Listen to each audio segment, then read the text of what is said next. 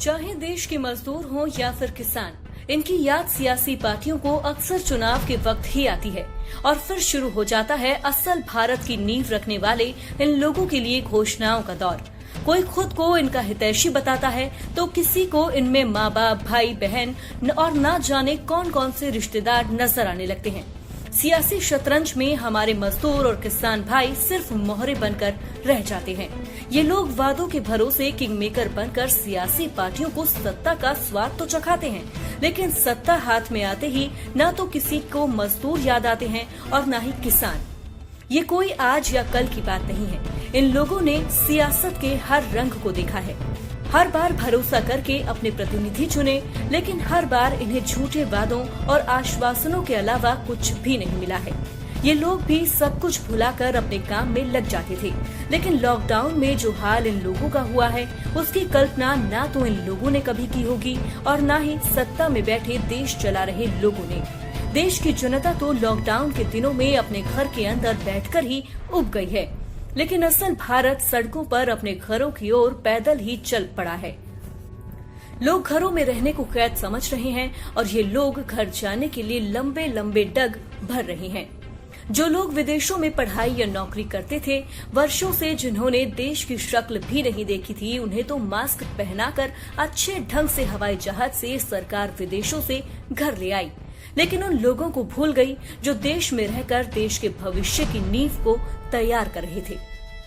जब इन लोगों की याद आई तब तक शायद इनका सरकार पर से ही भरोसा उठ चुका था, क्योंकि दिन भर की मेहनत के बाद इन लोगों को रात को रोटी नसीब होती थी, लेकिन लॉकडाउन ने तो उनसे मेहनत करने का ये मौका भी जैसे छीन लिया था। अब जब ना काम था ना खाने को रोटी, तो उम्मीद उसी सरकार से थी जिसने इन्हें अच्छे दिन का सपना दिखाया था। लेकिन जब सरकार ने ही कोई ध्यान नहीं दिया तो इन गरीब प्रवासी मजदूरों के पास घर वापस पहुंचने के लिए लंबे लंबे डग भरने के अलावा कोई विकल्प नहीं रहा और ये सभी निकल पड़े अपने घर की ओर, भूखे प्यासे बस पैदल चल दिए। 25 मार्च के बाद से मजदूरों की ऐसी तस्वीरें सामने आने लगी जो देश के हुक्मरानों के तमाम दावों और वादों की पोल खोलने के लिए काफी थी। सरकार की मजदूर और गरीब हितैषी छवि पल भर में धूमिल हो गई। जब विपक्ष की तरफ से हल्ला बोल हुआ तो सरकार को मजदूरों की याद आई और 1 मई से श्रमिक स्पेशल ट्रेन चलाई, मगर प्रवासी मजदूरों की संख्या लाखों में थी। आधा मई गुजर चुका है और मजदूर अब तक सड़कों पर है। कोई बच्चों को सूटकेस पर लिटाकर घर चले जा रहा है तो कोई खुद बैलगाड़ी को सहारा देकर परिवार का बोझ उठा रहा है। ये तस्वीरें वाकई दिल को झकझोर देने वाली है। इन प्रवासी मजदूरों के भीतर बेहद गुस्सा है, क्योंकि जब उन्हें सरकारी मदद की सबसे ज्यादा जरूरत थी वो ठोकर खाने को मजबूर थे, इसीलिए गुस्सा भी लाजमी है।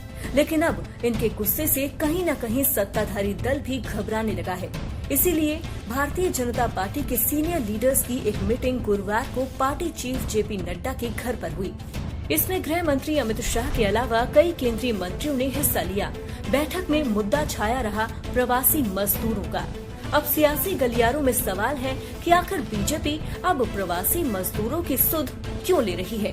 इसके पीछे पार्टी का डर बड़ी वजह है और वो डर है अपना वोट बैंक खोने का। बीजेपी शायद इस बात को महसूस कर पा रही है कि वो इस मुद्दे पर अब बैकफुट पर है। देश के बंटवारे के बाद पलायन का ऐसा दौर कभी नहीं देखा गया था, इसीलिए बीजेपी को टेंशन होना लाजमी है, जिसकी झलक हाल ही में पीएम मोदी के संबोधन में भी देखने को मिली थी, जब प्रधानमंत्री नरेंद्र मोदी ने देश के नाम संबोधन में कहा था कि हमारे रेहड़ी ठेला लगाने वाले, पटरी पर सामान बेचने वाले हैं, श्रमिक साथी हैं, घरों के काम करने वाले भाई बहन हैं। उन्होंने इस दौरान बहुत कष्ट झेले हैं, तपस्या की है, त्याग किया है। ऐसा कौन है जिसने उनकी अनुपस्थिति को महसूस नहीं किया। अब हमारा कर्तव्य है उन्हें ताकतवर बनाने का। लेकिन यहाँ एक सवाल ये भी है कि अब तक सरकार को इन मजदूरों की याद आखिर क्यों नहीं आई। जब कई लोगों ने सड़कों पर जान गंवा दी तब भी सरकार क्यों जागी। दरअसल देश में करीब 10 करोड़ प्रवासी मजदूर हैं। इनमें से बहुतों को लॉकडाउन ने गहरी चोट दी है। भारत में वोटिंग के पैटर्न को देखें तो ये गरीब तबका किंग मेकर की भूमिका में रहता है। मौजूदा हालात को देखते हुए सवाल उठता है कि क्या खो जाएगी बीजेपी की बढ़त, क्योंकि आर्थिक रूप से कमजोर तबका बीजेपी के चुनावी पराक्रम की मुख्य वजह रहा है। 2014 से शुरू हुई वो लहर 2019 में और मजबूत ही हुई।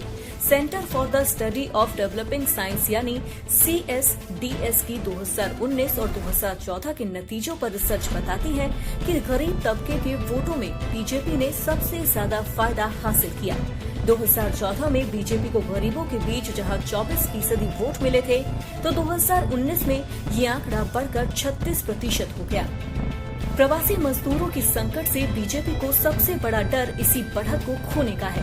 प्रवासी मजदूरों का संकट बीजेपी की मिडिल क्लास की पार्टी, उद्योगपतियों की पार्टी वाली छवि को और पुख्ता कर रहा है।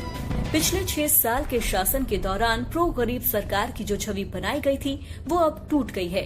पीएम मोदी ने खुद को चाय वाले के रूप में पेश कर गरीबों से सीधा कनेक्ट किया था।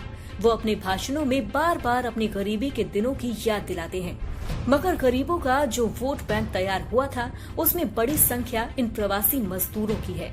बीजेपी को सत्ता में लाने के पीछे गरीबों का समर्थन एक बड़ी वजह है।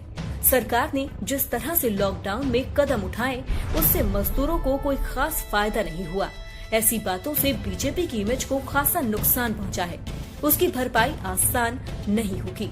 अब भले ही सरकार गरीबों के लिए ऐलान कर अपनी छवि साफ करने में जुटी है, लेकिन जो दुख दर्द लॉकडाउन के 50 दिन में इन मजदूरों ने सहे हैं, वो सरकार के राहत पैकेज की मरहम से ठीक होने वाले नहीं हैं।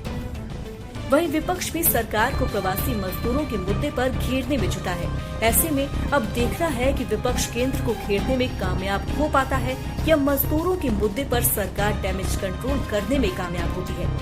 लेकिन इन सब के बीच उम्मीद यही करेंगे कि मजदूरों की परेशानी जल्द हल हो और उनकी जिंदगी भी जल्द पटरी पर लौटे। वीडियो से जुड़े सुझाव हमसे साझा करने के लिए कमेंट करें। साथ ही खबरों की सटीक जानकारी और विश्लेषण के लिए चैनल को सब्सक्राइब कर बेल आइकन दबाना न भूलें। Political desk, news corner.